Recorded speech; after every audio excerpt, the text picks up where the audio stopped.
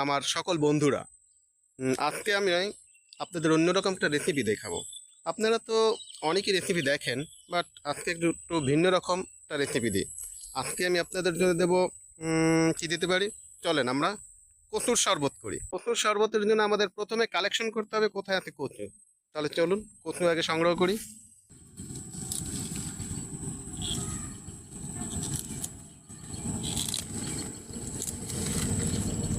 নিলাম কিছু কচু। প্রথমে আমি কচুগুলো কেটে নেব। কাটার আগে আমি মাথার এতটুকু ফেলে দেব, তারপরে আমরা এগুলো সুন্দর করে কেটে নিব।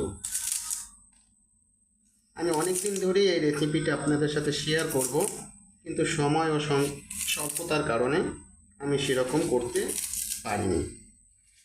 আমি কচুগুলোর এই নরম পাতাগুলো ফেলবো না, এগুলো আমি সাথে কেটে নিব। পুষ্টিকর একটি শরবত তৈরি হবে। এটা দৈনিক আমাদের শরীরের যে পুষ্টি সেইটা পূরণ করবে। আমার কাটা শেষ।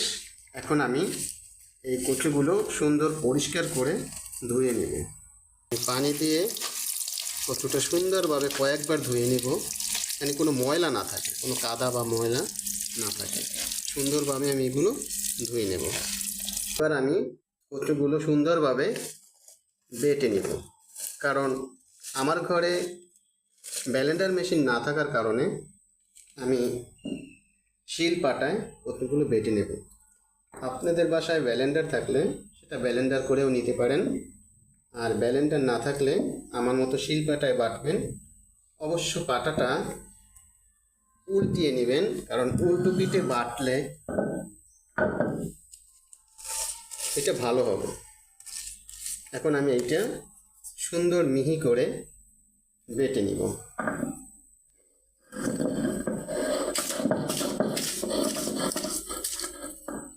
একেবারে মিহি হবে,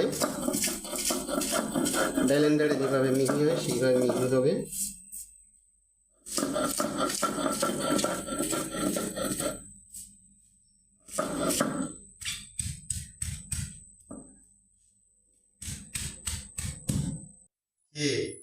আমার মতো কি আপনাদের চুলকায়?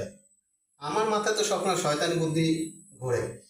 তার মানে আমি আমার সময়টা কীভাবে নষ্ট করব, এই কারণে এত কিছু করলাম। সাথে আপনাদের সময়টা কচু দিয়ে কখনো শরবত হয়? কেউ কখনো বানাইছে? তো আমি তো এখন এগুলো ফেলে দেব।